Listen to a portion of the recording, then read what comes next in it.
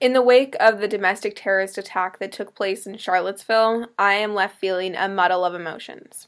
Anger, heartbreak, fear, compassion. Unfortunately, shock is not one of them.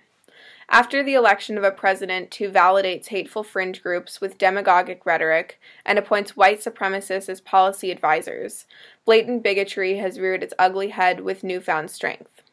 Prejudice is ingrained into our nation's identity, both past and present, but its existence seems to have been amplified in the months since election night. The results have been violent and dangerous, with instances of brutality taking place in cities across the country. Although some may consider it controversial or inappropriate to have classroom conversations about the reasons behind these events, I would argue that there is no better space.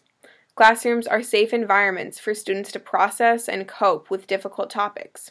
And right now there is a tremendous lack of constructive dialogue, and current events show us that sweeping these issues under the rug leads to devastating consequences.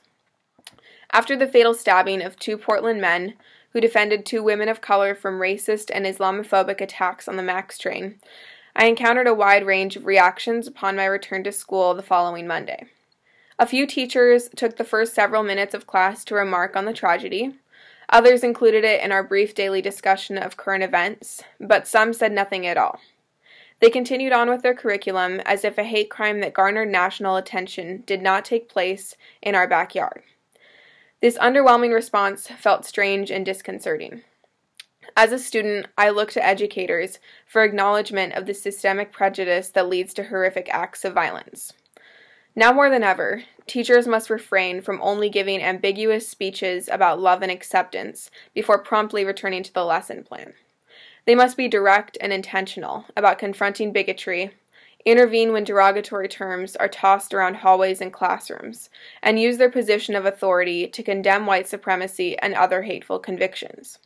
They must remind us to learn from the deep roots of oppression in our history, and be wary of leaders who gain support by pandering to fear and hatred. They must be outspoken advocates for the diverse identities and backgrounds of their students. Teachers have the power to be change agents if they choose to seize the opportunity. With the upcoming school year upon us, teachers around the country are coming together to compile lesson plans for educating students around addressing hate. To join the conversation and access teaching resources, check out the educator-created hashtag Charlottesville Curriculum and articles on NPR Ed and TNTP. We must not wait until the next hate crime to talk about race, prejudice, and inclusion in the classroom.